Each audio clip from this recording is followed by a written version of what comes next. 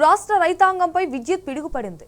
దశాబ్దాలుగా సాగుతున్న ఉచిత విద్యుత్ హామీ ఇప్పుడు నీటి మూటగా మారుతోందా అన్న అనుమానాలు రైతుల్లో వ్యక్తమవుతున్నాయి. పొలం దగ్గర ఉన్న బోరు బావికి బిల్లు కట్టలేదని ఏకంగా ఇంటికి కరెంట్ కట్ చేస్తామంటూ అధికారులు ఇస్తున్న హెచ్చరికలు ఇప్పుడు పల్లెల్లో మంటలు రేపుతున్నాయి.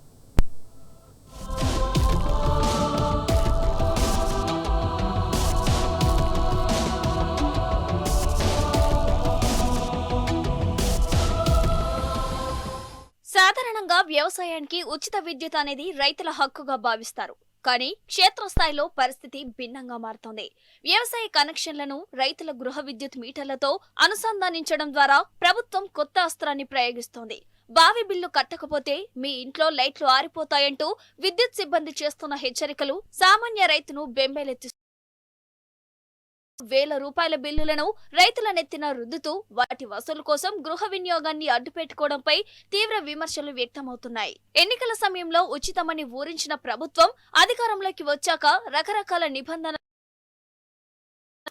విమర్శలు బలంగా వినిపిస్తున్నాయి.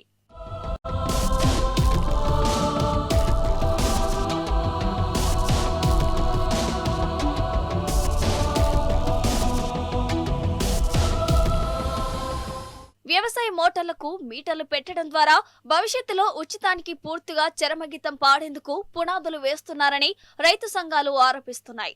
దానిపై స్పష్టత రాకముందే బావి మోటార్ బిల్లులు కట్టాలని గ్రామాల్లో విద్యుత్ అధికారులు రైతులను బలవంతంగా ఒత్తిడి చేస్తున్నారు.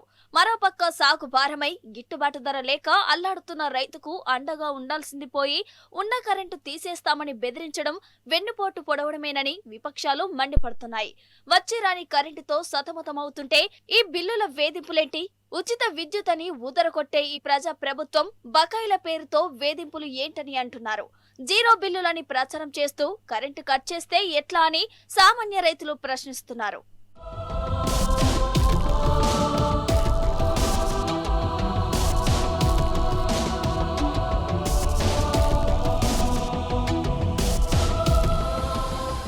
ప్రభుత్వం తక్షణమే ఈ వేధింపులను ఆపాల్సిన అవసరం ఉంది. ఉచిత విద్యుత్ అన్నది కేవలం కాగితాలకే పరిమితం కాకుండా ఆచరణలో రైతుకు భరోసా ఇచ్చేలా ఉండాలి. గృహ విద్యుత్తును వ్యవసాయ విద్యుత్తును ముడిపెట్టి రైతులను ఇబ్బందులకు గురి చేయడం ప్రజా ప్రభుత్వానికి తగదని రైతులు అంటున్నారు.